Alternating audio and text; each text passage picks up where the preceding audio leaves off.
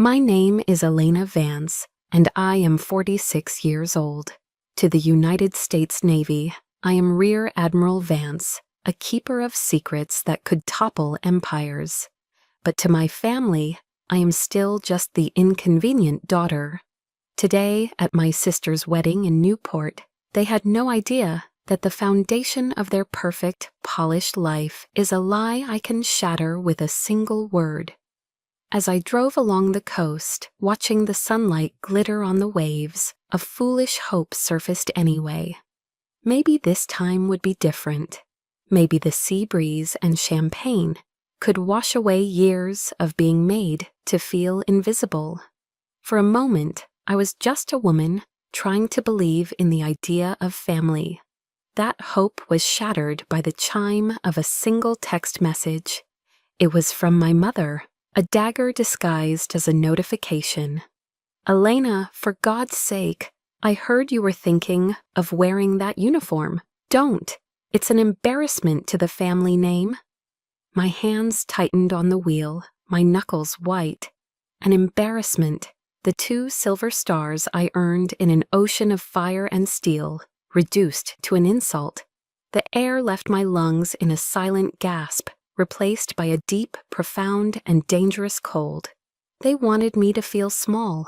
Have you ever been made to feel small for the very thing that made you great? Let me know in the comments, because they were expecting a ghost in a beige dress. They're about to meet a Rear Admiral in her full, unapologetic uniform.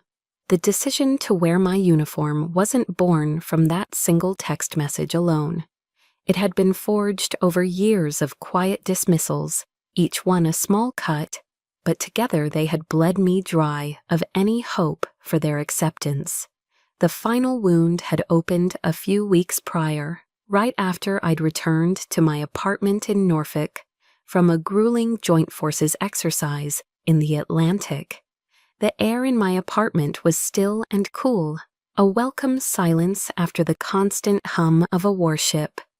I craved nothing more than a hot shower and the anonymity of my own space. I poured myself a glass of water, the ice cubes clinking in the sudden quiet, and sat down with my tablet. I rarely checked my social media feed, finding it a world of curated happiness I couldn't quite relate to. But that day, something drew me in. And there it was.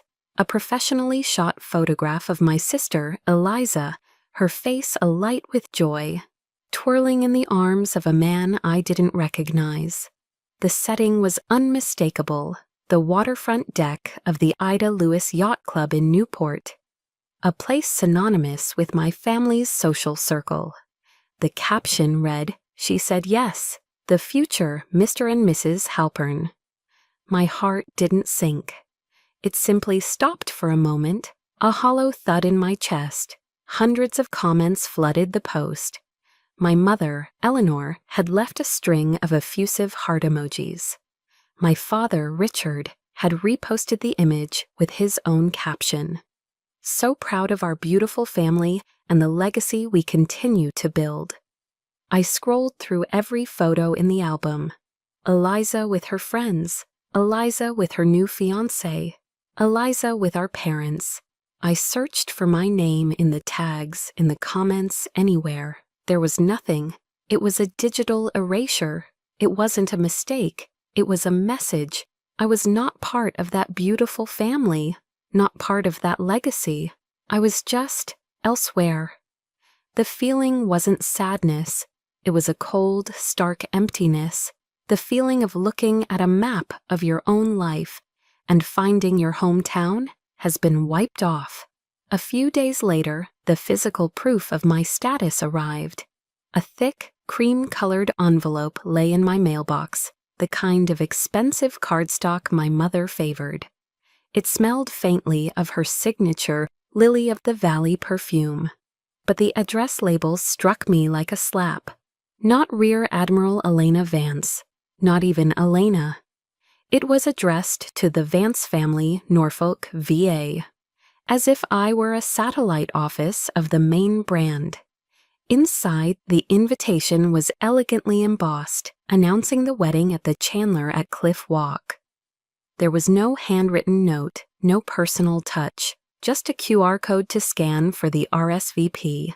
It wasn't an invitation, it was a summons, a bureaucratic notification to a peripheral family member. It was my mother's way of reminding me that I was being allowed to attend, not welcomed. That evening, I decided to call Ben Carter. Not to complain, but to ground myself in a world where my existence had weight. I dialed his number, my hand steady despite the tremor in my soul. He picked up on the second ring. Admiral. His voice was a familiar anchor of respect. I didn't waste time with pleasantries. Ben, I said, my own voice sounding distant, frighteningly calm. They're getting married. There was a beat of silence on the other end. He knew exactly who they were. I see, he said, his tone carefully neutral, but I could hear the undercurrent of anger on my behalf. They don't want an admiral in the family photos, Ben, I stated, the words tasting like ash. They want a ghost. Another pause, this one longer. I could picture him in his office, staring out at the naval base, his jaw tight. When he finally spoke, his voice was low and firm, laced with the fierce loyalty forged in shared danger. Ma'am, he said, the single word carrying the weight of years of service together. Ghosts are nothing. It's the light that makes the shadows, and your light is bright enough to black out their entire sky. His words didn't heal the wound, but they cauterized it. They stopped the bleeding. I ended the call, the cold resolve settling deep in my bones.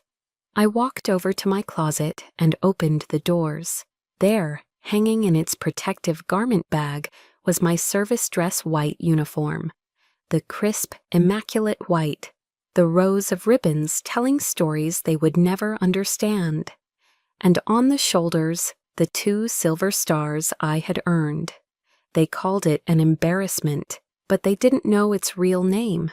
It was my armor, it was my truth, and it was the only thing I would be wearing to that wedding.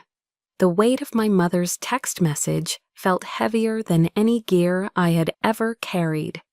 It wasn't just a command, it was the echo of a lifetime of dismissals.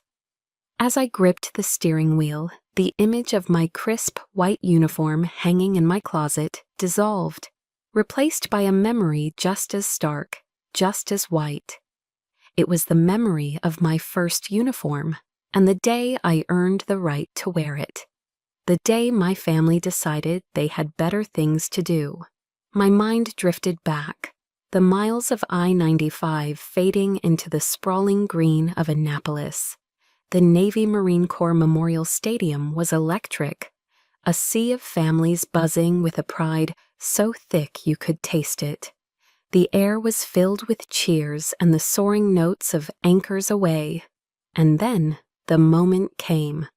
The command was given, and 1,000 white hats sailed into the brilliant blue sky. A flock of white birds ascending in perfect unified celebration. I stood there, a newly commissioned ensign in the United States Navy, my smile feeling stiff and foreign on my face. My eyes scanned the stands, searching for the section, the row, the exact seats I had circled on a map for them.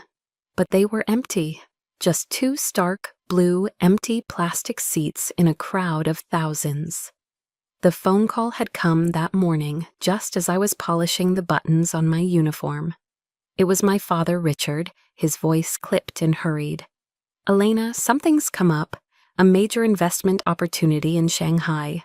The timing is terrible, I know, but it's a game changer. We can't miss it." My mother, Eleanor, got on the line next, her voice smooth as silk, dripping with false sympathy. "You know your father, dear. Business first. We're so terribly proud, of course." "And Eliza?" My 17-year-old sister had a club tennis tournament. A club tournament. Not the regionals, not the nationals. A simple local club tournament was apparently more important than her only sister's graduation from one of the most prestigious military academies in the world. I stood among my cheering, embracing classmates, posing for pictures with their beaming parents, and I had never felt more profoundly alone. The photo I have from that day shows me with 3 of my roommates, our arms around each other, smiling bravely. But if you look closely at my eyes, you can see the void where my family was supposed to be. A week later, a thick envelope from their bank arrived at my new Spartan quarters.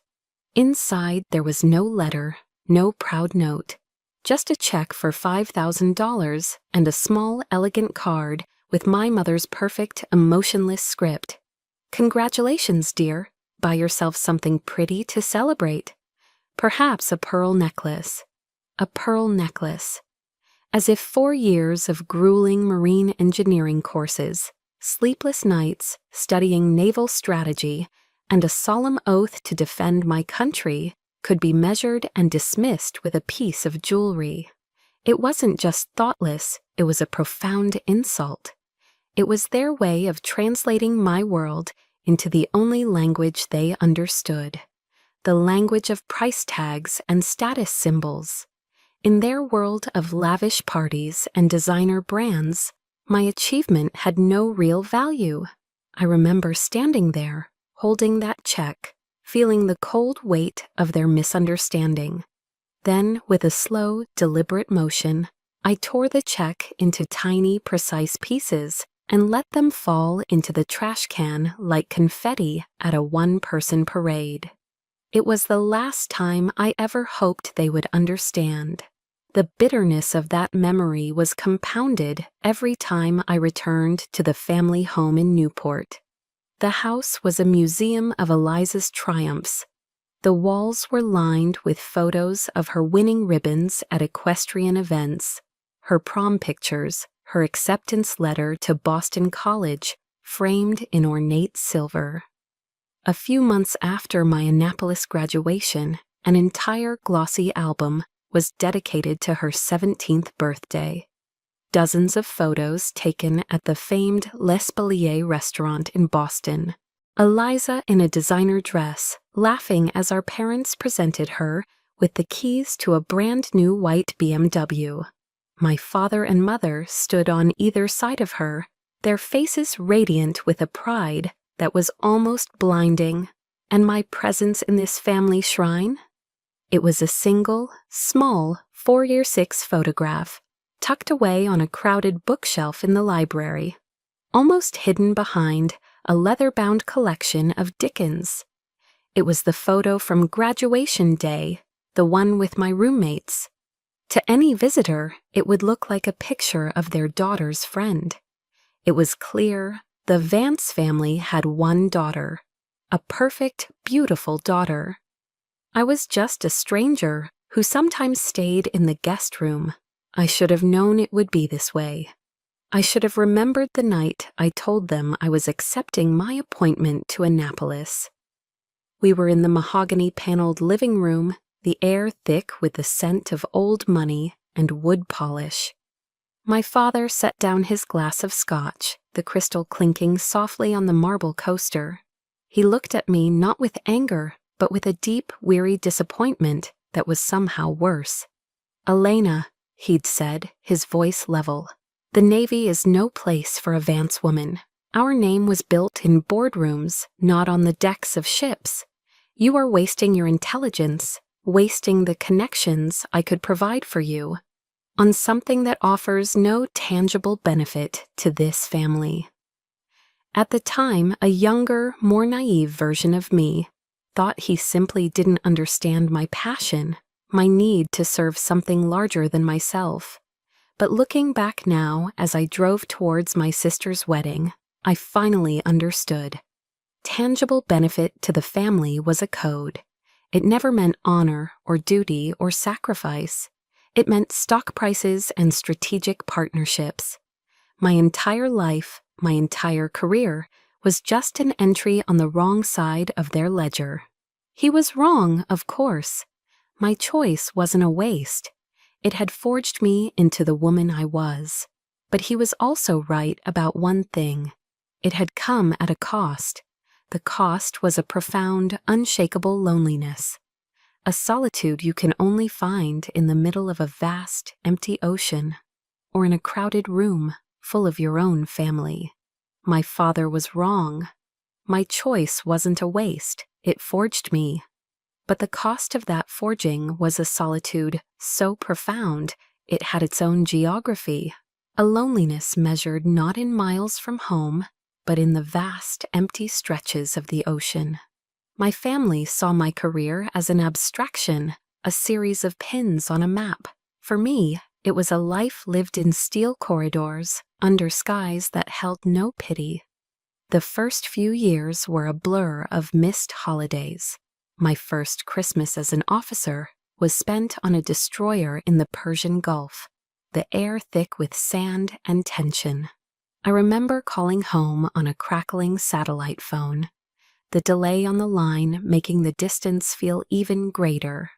On the other end, I could hear the familiar sounds of a Newport Christmas party, the clinking of glasses, the swell of music, a burst of laughter. My mother's voice was bright and distant. "Oh, Elena, darling, it's not a great time. We're just sitting down to dinner." Through the static, I heard Eliza excitedly describing a new diamond bracelet. The call lasted less than a minute. There was no "Are you safe?" or "We miss you." While they passed around a platter of glistening roast goose and poured expensive Bordeaux, I sat in the ship's metallic, windowless wardroom, eating a lukewarm meal ready to eat, the beef stew packet. That was the moment I truly understood. I wasn't just absent, I was forgotten. An inconvenient detail in their perfect holiday narrative. My promotions didn't come from a family connection or a well-placed phone call. They were earned in 36-hour shifts on the bridge, fueled by stale black coffee and the sheer will to not fail. They were earned by making life-or-death decisions in seconds, with the lives of 200 sailors in my hands. I remember one deployment in the North Sea. A rogue storm, a weather bomb, materialized out of nowhere, turning the ocean into a churning gray monster. The waves were the size of office buildings, crashing over the bow with a sound like cannons firing. For 2 straight days, I didn't leave the command deck. I lived on dry crackers and the adrenaline pumping through my veins, my eyes burning from staring at the radar, coordinating our every move to keep the ship from being torn apart.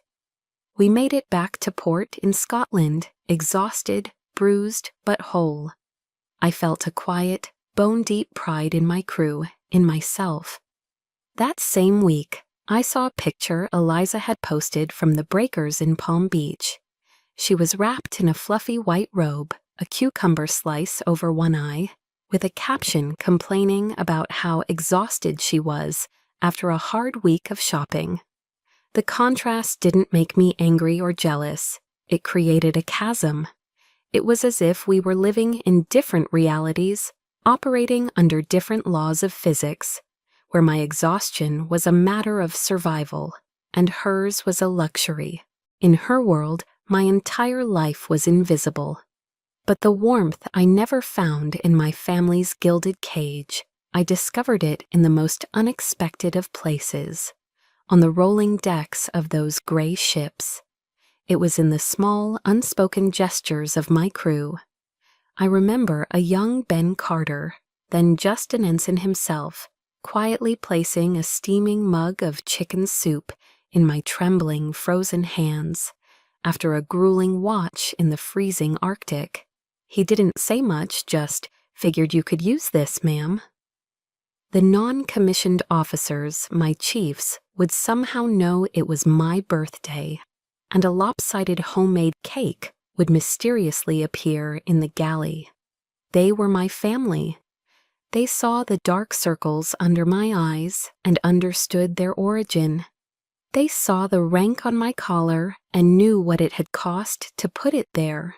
They didn't care about my last name or my father's stock portfolio. They cared about the officer who stood beside them, the one who would go through hell and back for them. It was a fierce, unvarnished loyalty that money could never buy and my family would never understand. That truth was never clearer than after the Orion incident. It was the mission that nearly ended my career, the one where I had to defy a direct order to save my crew. When I finally got a few days of shore leave, I went home to Newport. The silence in the house was heavy. At the dinner table, over a perfectly cooked filet mignon, I tried to tell my father about it. I spoke of the crushing pressure, the sonar failure, the choice I had to make. He nodded vaguely, his eyes fixed on the financial news ticker on the large screen TV in the den. "Sounds intense," he said, his voice laced with disinterest.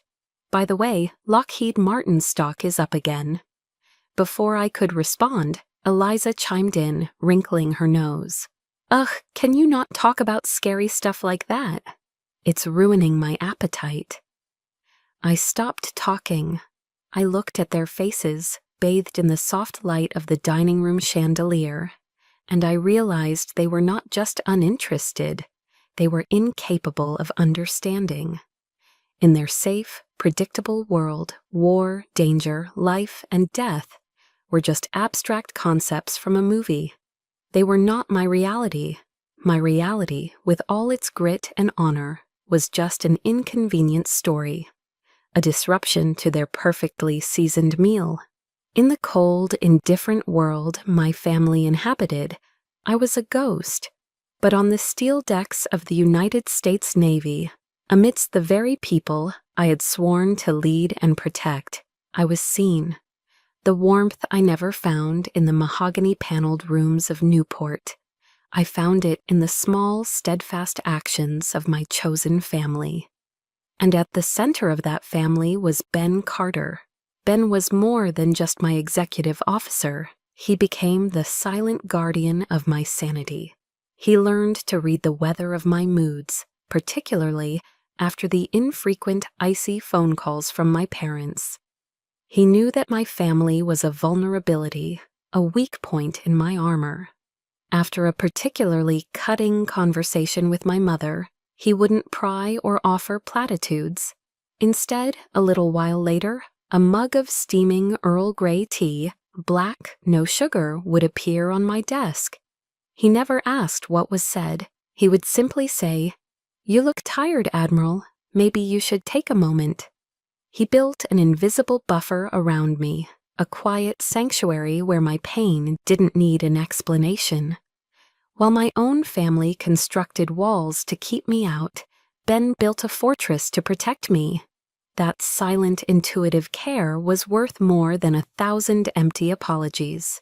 He also became my personal historian, the sole keeper of a history my family chose to ignore. He remembered the milestones I myself often forgot in the relentless pace of my duties. On the 10th anniversary of the day I took command of my first ship, the USS Gonzales, I was buried in operational reports and completely oblivious. But when I walked into my office that morning, a small, exquisitely detailed model of the destroyer was sitting on my desk. Next to it was a handwritten card on simple, government-issue stock. It read, "Happy anniversary, Admiral. She was a lucky ship to have you." He remembered. He had taken the time to learn the chapters of my life, not out of idle curiosity, but out of a deep and abiding respect. In those moments, I felt a profound sense of gratitude wash over me. It was the feeling of being truly seen, a validation that the sacrifices I had made mattered to someone. Our bond was deepest not in words, but in shared silence. I remember one night, weeks after the official inquiry into the Orion incident had concluded, a conclusion that left me cleared but scarred. We were on the deck of the USS Farragut, cutting through the warm, dark waters of the Arabian Sea. The stars were a brilliant, indifferent canopy above us. I had been quiet for a long time, just watching the phosphorescent wake of the ship. "You're thinking about them, aren't you?" Ben's voice was soft, barely a whisper above the thrum of the engines. I didn't have to ask who them was, he knew. My shoulders sagged, a rare break in my military posture. "Sometimes I wonder if it's worth it, Ben," I confessed, my voice thin. "All of this." He didn't answer right away. He just stood beside me, a steadfast presence, and looked up at the American flag, snapping crisply in the night wind.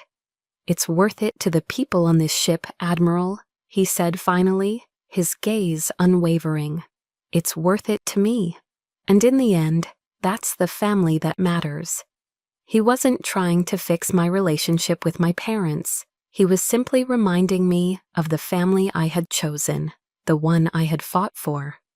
That quiet allegiance was forged into an unbreakable alliance the day my career almost ended. When Vice Admiral Croft made me the scapegoat for the Orion disaster, I was summoned to a closed-door hearing at the Pentagon.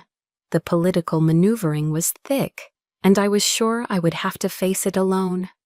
But I was wrong. When the hearing concluded and I walked out of that sterile, intimidating room, exhausted and disillusioned, the first thing I saw was Ben. He had flown from Norfolk to Washington, D.C. on his own dime. He was standing across the hall in his immaculate dress uniform under the harsh fluorescent lights, holding a black umbrella even though we were indoors. He walked towards me, his expression grim but resolute. He didn't say, "I told you so," or "Are you okay?" He simply opened the umbrella, as if to shield me from more than just the rain outside. "I'm here, Admiral," he said, his voice a low, steady anchor. "Whatever happens next, I'm not going anywhere. The truth has a witness." In that moment, under that ridiculously formal umbrella in a sterile government hallway, I knew I wasn't alone. Our alliance wasn't built on blood or a shared name. It was forged in the fire of shared duty, tempered by the storms of the high seas, and sealed by a quiet, unwavering loyalty. It was stronger than blood, and it would prove to be the only thing I could truly count on when the final storm, the one brewing within my own family, finally broke. The alliance I had with Ben became my fortress in the years that followed, a bastion of loyalty in a world where my own blood relatives saw me as little more than a tool. I was naive to think the fallout from the Orion incident might have changed them, that a near disaster might have recalibrated their priorities. But I was wrong. A month before Eliza's wedding, a phone call from my father proved that they never change. They just find new, more insidious ways to use you. The call came on a Tuesday afternoon. I was in my office at Naval Station Norfolk, reviewing personnel files. My phone rang and the caller ID read Richard Vance. It was a rare event. My father communicated primarily through brief, impersonal holiday texts. I answered, a familiar sense of caution tightening my stomach. But his voice was unusually warm, almost jovial. "Elena, sweetheart, it's been too long. How are you?" I was immediately on guard. This was not the voice of the man who ignored my graduation. This was a performance. He asked about my health, about the weather in Virginia, about my command, questions a normal father would ask, yet coming from him, they felt scripted and strange. "I heard your fleet just secured a major contract for next-generation sonar technology," he said casually. "Fascinating stuff." For one foolish, desperate moment, a spark of hope ignited within me. Maybe he was finally trying. Maybe after all these years, he saw me as more than just a deviation from his life plan. So I answered cautiously, sharing a few unclassified details about the project's scope. We spoke for nearly 10 minutes, the longest conversation we'd had in years. I started to relax, to let my guard down, and that's when the trap was sprung. By the way," he said, his voice shifting seamlessly into the clipped all-business tone I knew so well. "Your old acquaintance, Vice Admiral Croft, happens to be a business partner of mine. He's got a subsidiary company that's putting in a bid for that sonar contract. He was saying how beneficial it would be if someone on the inside, someone like you, could perhaps nudge the procurement committee in their direction, or maybe just provide a little insight into the competing bids. It would be a huge help for the family business, Elena." The line went silent. The warmth in my chest from moments before turned to ice. It was all a lie. The entire conversation was a calculated prelude to this request. I wasn't his daughter, I was an asset. An intelligent source to be exploited for his and Croft's financial gain. The disappointment was a physical blow, knocking the air from my lungs. He didn't see me, Elena, the woman, the officer. He saw the 2 silver stars on my shoulders and the doors he thought they could unlock for him. "No," I said, my voice flat and cold. "Absolutely not. What you're asking is unethical, illegal, and a violation of my oath." My father's manufactured warmth evaporated. "Don't be so dramatic," he snapped before hanging up abruptly. A few hours later, my mother called, her weapon of choice, not a direct assault, but a wave of guilt and passive aggression. "Elena, you've disappointed your father," she began, her voice a symphony of practiced sorrow. "You just don't understand, do you? Everything he does for this family, for Eliza's future, to maintain the lifestyle we've all worked so hard for." The familiar lecture began, a tirade about loyalty and obligation. "A little help is all he asked for. You've always been so rigid, so military. Sometimes you need to be flexible for the people who love you." Her definition of flexible was for me to commit a federal crime. Her definition of family was a closed circle, consisting of her, my father, and Eliza. I was an outsider, expected to contribute, but never truly belong. The final, most degrading assault came from Eliza herself. She called me that evening, her voice thick with staged, hiccuping sobs. "Elena, Mom told me everything," she cried. "How could you do that to Dad? He's been so stressed about his investments." Then came the manipulation, cloaked in bridal anxiety. She talked about the rising costs for the wedding, the caterer, the flowers, her dream of a perfect honeymoon in a Bora Bora overwater bungalow. "It was just a small favor, big sis," she pleaded, her voice a pathetic whine.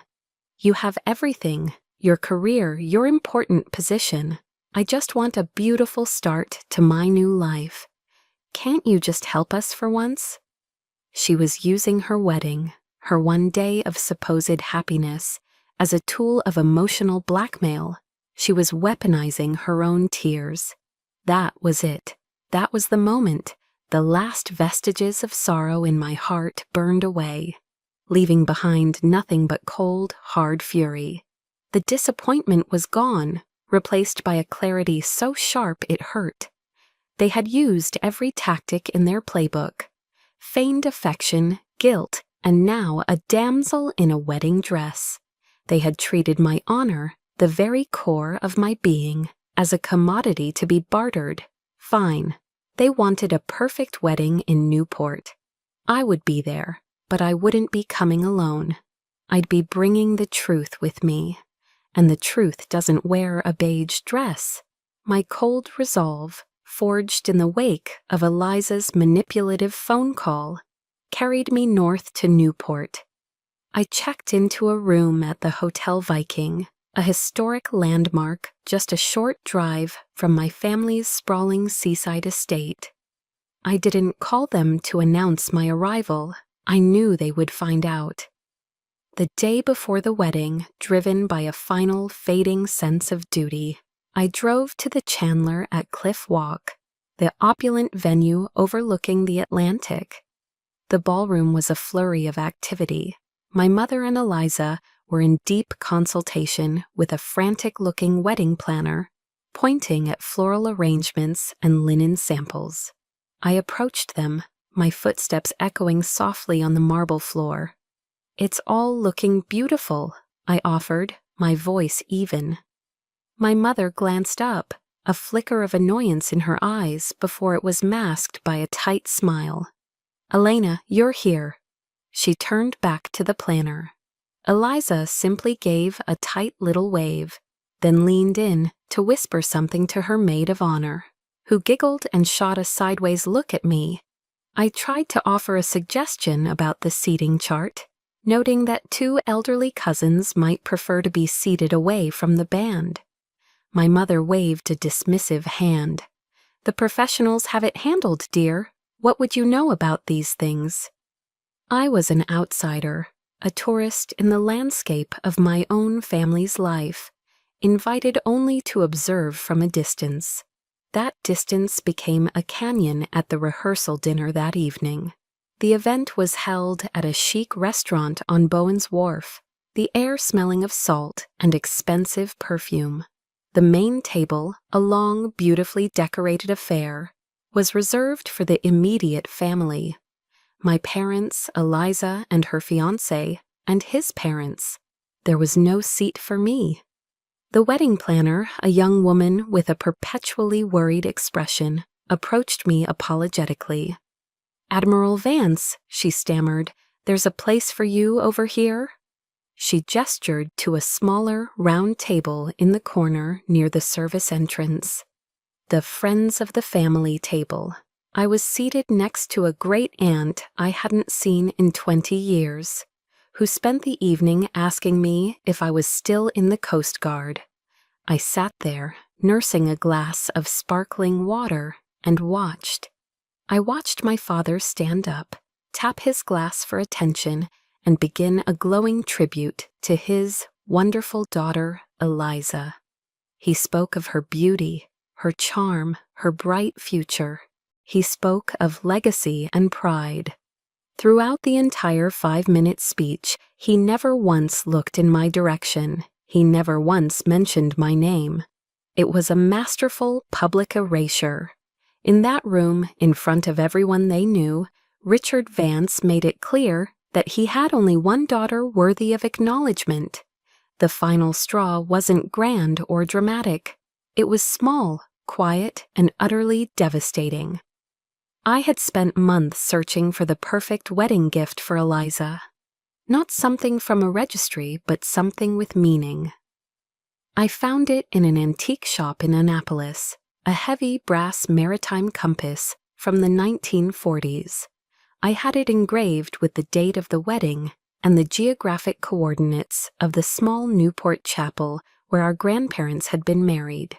It was a symbol of guidance, of a true beginning, of the real family legacy they pretended to care about. At the dinner, during a lull in the conversation, I walked over to the main table and presented the small, velvet-boxed gift to Eliza. "Oh, thanks," she said, her voice distracted. She opened it, glanced at the compass for a fraction of a second, and then set it down on the table with a soft thud. Her attention was immediately captured by a friend who was loudly admiring a new glittering diamond tennis bracelet on Eliza's wrist. The compass sat forgotten next to a bread plate. Later, as the dinner was winding down, I saw a waiter clearing the table. He picked up the bread plate, the used napkins, and his hand brushed against the compass, nearly sweeping it into the bus tub along with the other refuse. My gift. My months of thought, my symbol of our shared history, was treated as disposable clutter. I stood up and walked out of the restaurant. No one noticed. I walked down the wharf, past the gleaming yachts, and onto the cliff walk. The cold, salty wind whipped at my face, but I didn't feel it. There were no tears, not this time. The deep, abiding hurt that had been my lifelong companion had finally burned away, leaving something else in its place, a pure, clarifying rage. 25 years of being ignored, dismissed, used, and now publicly humiliated. The discarded compass was more than a gift. It was me, my values, my history, my honor, all casually swept aside. I stopped and looked out at the black, churning expanse of the Atlantic. The ocean didn't judge. It was vast, powerful, and honest. In its roar, I found my own. The quiet, obedient daughter was gone, washed away by a final tidal wave of disrespect. I took a deep, steadying breath, the salt air filling my lungs. Never again, I whispered to the wind. No more silence.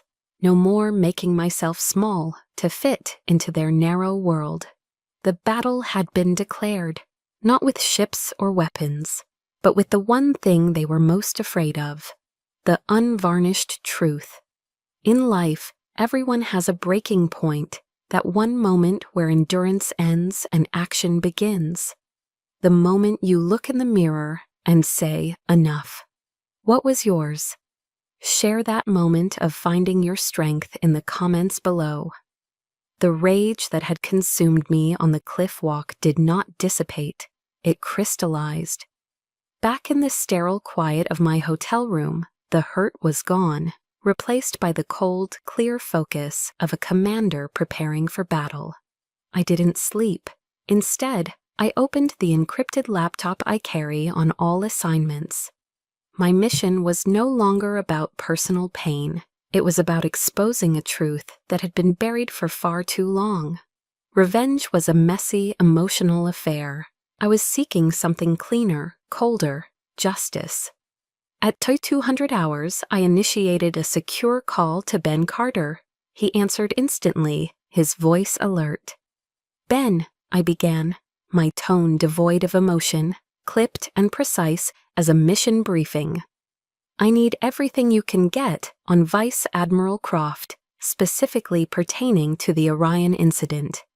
I want the unedited reports, the raw audio logs from the command center, and all original witness statements. Cross-reference them with any financial links between Croft and my father's investment firm. I need it all." There was no hesitation, no question of why. Just the calm, unwavering response of a trusted officer. "Roger that, Admiral. Give me 12 hours.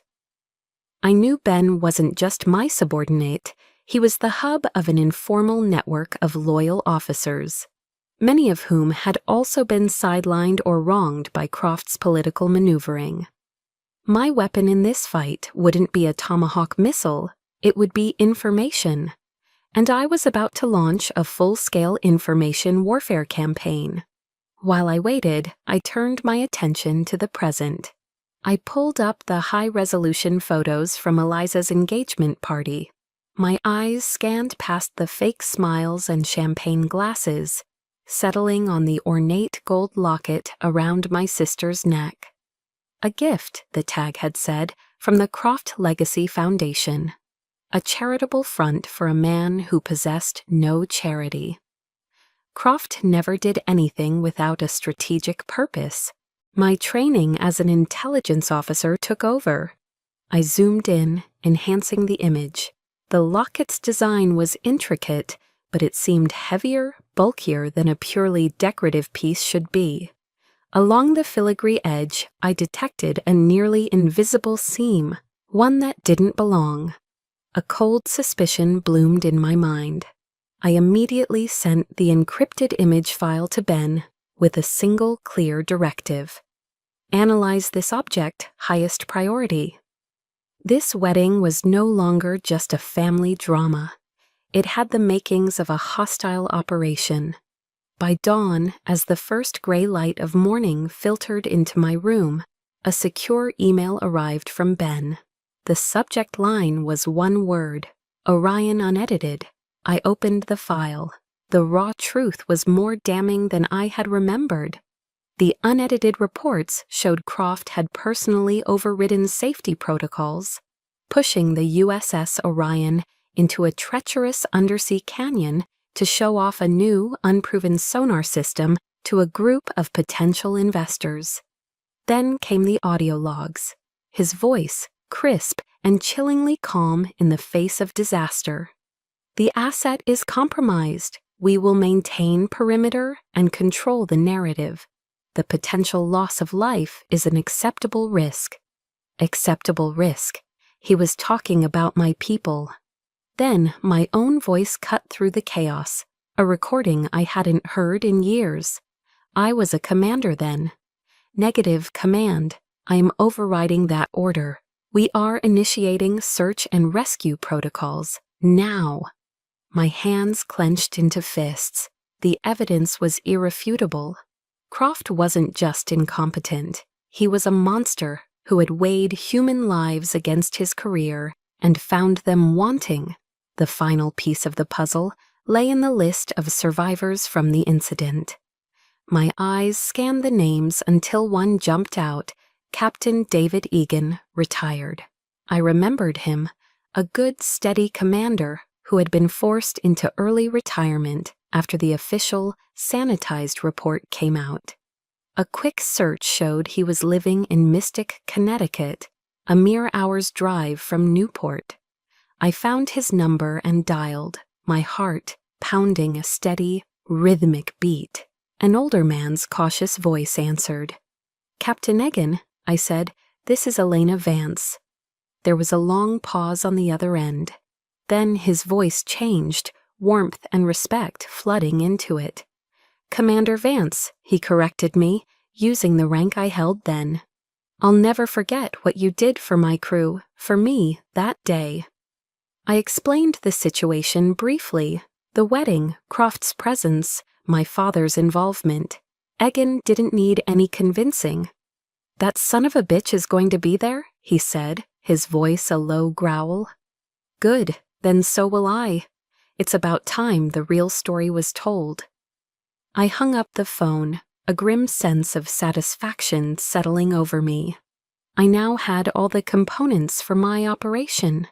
I had the irrefutable evidence. I had the motive. And now I had a living, breathing witness with unimpeachable credibility. Croft and my family thought they were attending a wedding. They had no idea they were about to walk into a court-martial, and the stage was already set. I looked over at the service dress white uniform, hanging pristine and ready.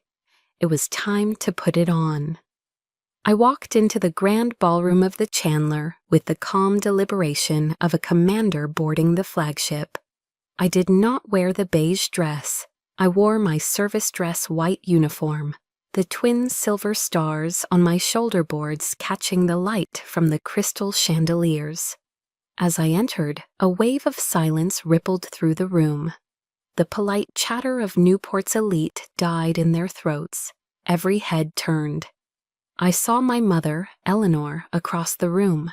Her face, a mask of social grace, moments before, went rigid, her skin paling in fury. My father, Richard, caught my eye and immediately looked away, turning his back to me as if I were a stranger.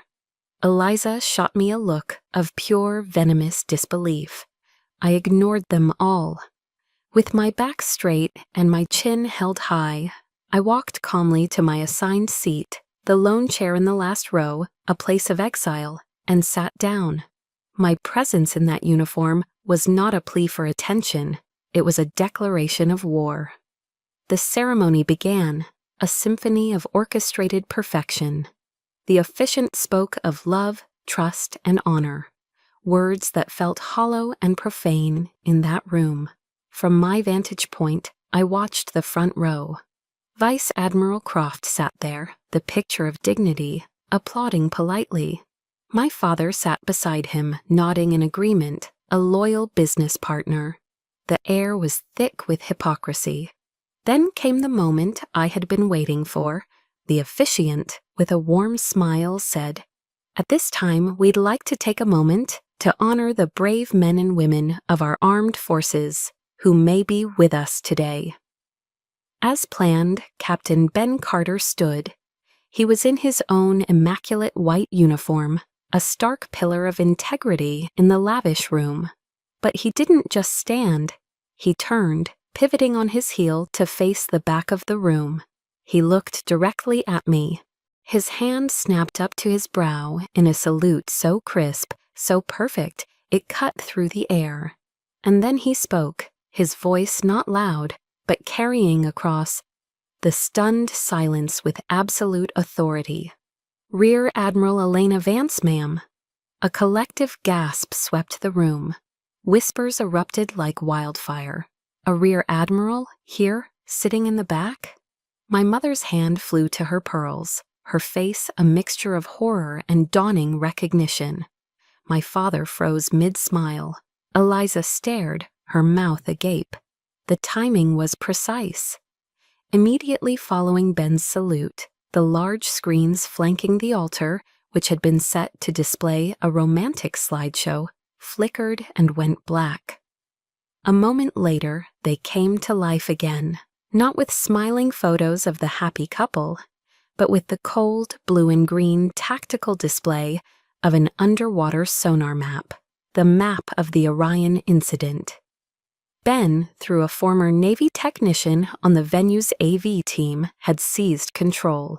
Then the speakers crackled. Croft's voice, amplified throughout the silent ballroom, was chillingly clear.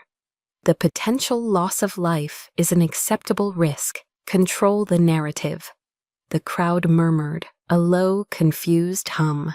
Then my own voice answered from the past, sharp and decisive. "Negative command. I am overriding that order. Initiate search and rescue protocols, now."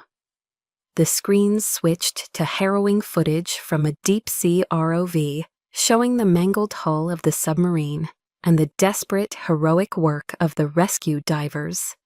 The confused hum in the room turned to audible shock. Croft shot to his feet, his face as white as my uniform. "This is slander! This data has been falsified!" he yelled, his voice cracking. My father stood with him, babbling about a technical glitch, a tasteless prank. But before their lies could take root, another figure rose from the crowd. He was an older man in a simple tweed jacket, but he stood with an unshakable authority. "My name is David Egan," he announced, his voice booming with the command of a lifelong captain. The room fell silent again. "I was the commanding officer of the USS Orion. That recording is real. That footage is real. Vice Admiral Croft, right there, left us to die to protect his career." His gaze then shifted, finding me in the back row. He looked directly at me, his eyes filled with a gratitude that transcended time. "And that woman," he said, pointing a steady finger, "the one you sat in the back of the room, was then Commander Vance. She defied a cowardly order, and she saved our lives." Though in civilian clothes, Captain Egan stood at attention and gave me a slow, deliberate nod of salute. The room erupted. It was no longer whispers, but shouts. Phones were raised, cameras flashing, recording the chaos. The carefully constructed facade of the Vancecroft dynasty had not just cracked, it had been blown to pieces in front of everyone who mattered. The game was over. The moment Captain Egan finished speaking, the opulent ballroom descended into chaos. The carefully constructed symphony of the wedding shattered into a cacophony of gasps, frantic whispers, and the insistent flashing of cell phone cameras. The guests, pillars of Newport and Washington society, were no longer passive observers. They were witnesses, and their phones were broadcasting the downfall of two powerful men in real time. The society reporters, who had come expecting a story about peonies and lace, now had the scandal of the decade.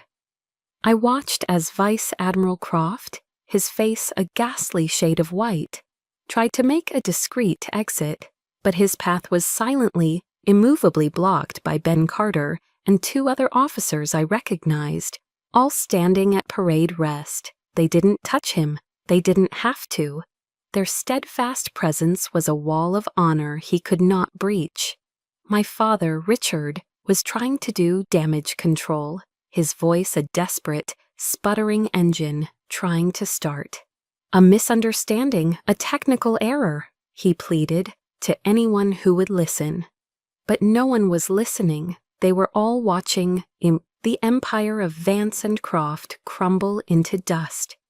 They had built their house of cards on a foundation of lies, and they had underestimated the storm that was their own discarded daughter. The venue's security, looking overwhelmed, quickly escorted the key players, my parents, a tear-streaked Eliza, a shell-shocked Croft, and me, into a private drawing room off the main hall.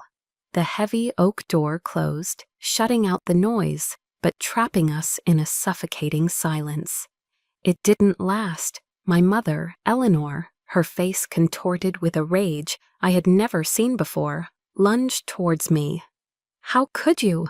she hissed, her voice trembling with fury. "You have ruined everything, the family's reputation, your sister's wedding, years of work gone." My father, his bravado gone, pointed a trembling finger at me. "You will pay for this, Elena. I swear to God, you will pay." But their words, once so powerful, now felt like spent ammunition. They were just noise, the meaningless fury of cornered animals. I looked directly into my mother's raging eyes, and my voice, when it came, was steady and cold. "A reputation built on lies is not a reputation, Mother. It's a prison. And today I set myself free. I didn't raise my voice. I didn't cry. My calm, the unnatural stillness of a ship in the eye of a hurricane, seemed to frighten them more than any outburst would have. Eliza, her designer wedding gown, now looking like a costume, ran to me, grabbing my arm. Her mascara was smeared, her face blotchy. "Elena, please," she sobbed, the practiced tears of a lifetime of manipulation flowing freely. "Just take it back. Tell them it was a mistake. You've ruined my most important day." I looked down at her hand clutching my sleeve, the hand that had always received everything so effortlessly. "Your most important day," I said, my voice soft but unyielding, "was financed by a cover-up that almost cost dozens of men their lives. Is that truly the foundation you want for your marriage, Eliza?" I gently, deliberately, pried her fingers from my arm. The physical contact was broken, and with it, something final. "The game is over, Eliza," I said. "There's no one left for you to manipulate." For the first time in her life, she looked at me, not with scorn, but with a dawning, horrified awe, as if seeing a stranger who inexplicably wore her sister's face. Just then, the oak door opened again. It wasn't hotel security. Two grim-faced individuals in dark suits, their credentials clipped to their belts, entered, followed by two uniformed Newport police officers. They ignored the rest of us. Their focus was singular. "Vice Admiral Harrison Croft," the lead agent said, his voice flat and official. "You are under arrest on suspicion of obstruction of justice and falsification of national defense intelligence in connection with the Orion incident." As they snapped the handcuffs onto Croft's wrists, a sound that echoed loudly in the quiet room, my father collapsed into a brocaded armchair as if his strings had been cut. In that moment of suspended chaos, I turned and walked towards the door. "Elena, where are you going?" my mother called out, her voice a strange mix of command and desperation. I didn't turn back. I paused at the threshold, my hand on the door. "I'm going where I belong," I said, my voice clear and final for all of them to hear. "And it is no longer here." I stepped out of the room, leaving the wreckage of my family behind me, and closed the door on a life that was no longer mine. The air in the hallway, though still buzzing with the aftershocks of the event, felt cleaner, lighter. I felt empty. But it was a peaceful emptiness, a void where a lifetime of pain used to be. The battle was over, but I knew the real war, the one to heal and reclaim my own life, had only just begun. When I walked out of that room, I didn't feel triumph or sadness. I felt quiet, a peaceful void where a lifetime of struggle used to be. The battle I had fought for decades was over, but I knew the real war, the one to heal my own heart, was just beginning. Months passed. The scandal of the Vance Croft wedding faded from the headlines. Harrison Croft was facing a court-martial, his celebrated career ending in disgrace. My father's business suffered catastrophic losses as partners and investors fled from the stench of the scandal. I heard through the grapevine that the wedding had been unceremoniously canceled. I felt nothing about it. Their world had become a foreign country to me. One crisp autumn afternoon, I was taking a rare walk along the waterfront in Norfolk, watching the destroyers and carriers glide in and out of the harbor. A young woman pushing a stroller hesitated, then approached me. "Excuse me," she said, her voice shy. "Are you Admiral Vance?" I nodded, offering a small smile. Her eyes welled up with tears. "My husband. He was a petty officer on the Orion. He talks about you all the time. He says he's alive today because of you." The little girl in the stroller, no older than 5, with bright, curious eyes, held out a crayon drawing. It was a lopsided picture of a big gray ship and a stick figure in a white uniform with bright yellow hair. "Thank you," the little girl whispered. I took the drawing from her small hand, my throat tight. I looked from the child's earnest face to the simple, heartfelt piece of paper. This was the recognition I had spent a lifetime craving. It didn't come in a Newport mansion or at a society gala. It came on a windy pier, a gift from the very people I had sworn an oath to protect. My true legacy wasn't my name, it was theirs. That evening, back in my office overlooking the water, I did something I hadn't done in years. I tried to write a letter to my family. I filled pages with explanations, with the lingering pain, with the reasons why. I tried to make them understand.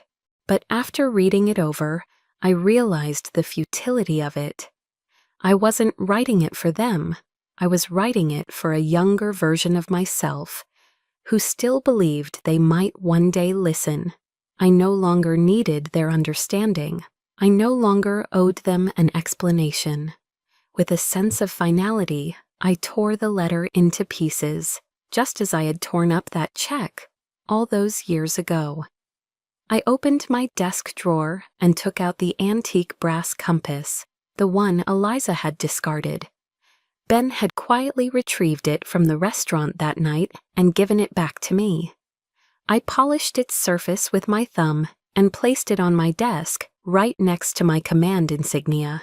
It was no longer a symbol of rejection. It was my own true north, a reminder that my direction was my own, guided by my own values, not by the shifting winds of their approval. The most important forgiveness I needed was not from them, but for myself, for spending so many years hoping for a love they were incapable of giving. The following spring, I was invited back to Annapolis. It wasn't a grand affair. It was a quiet, dignified ceremony in the Naval Academy's Memorial Hall. A new bronze plaque was being unveiled. It didn't just list the names of the fallen. For the first time, it officially acknowledged the Orion incident, honoring the uncommon valor and decisive leadership that saved the crew. My name was there, etched in the enduring metal. Ben Carter, recently promoted to captain, stood beside me. Captain Egan was there, along with a dozen other survivors from the Orion, their faces older, but their gratitude timeless. There were no news cameras, no politicians, just sailors, a family bound by a shared respect for true honor. As I reached out and traced the cool, raised letters of my own name, a profound sense of peace washed over me. History, at last, had been written correctly. The story ends, but my life did not. It began anew. This morning, I stood on the command bridge of the USS Gerald R. Ford, one of the most powerful warships ever built. A new command, a larger fleet, a greater responsibility. As the first rays of dawn broke over the vast, empty expanse of the Atlantic, Captain Ben Carter stood beside me. "It's a beautiful morning, Admiral," he said. I smiled, a real, unburdened smile that reached my eyes. The sun was climbing, painting the horizon in strokes of gold and orange. The past was a shadow behind me, and the future was an open ocean. "Yes, it is, Ben," I replied, my voice filled with a hope I thought I had lost forever. A very beautiful day. I was no longer the rejected daughter of the Vance family. I was Admiral Elena Vance, a leader, a mentor, a guardian. And my legacy wouldn't be found in their family albums. It would be written on the waves. We all have a past that shapes us, but it doesn't have to define us. Your true legacy is the one you build for yourself, starting today. What is the first step you'll take to build yours? Share your promise to the future in the comments.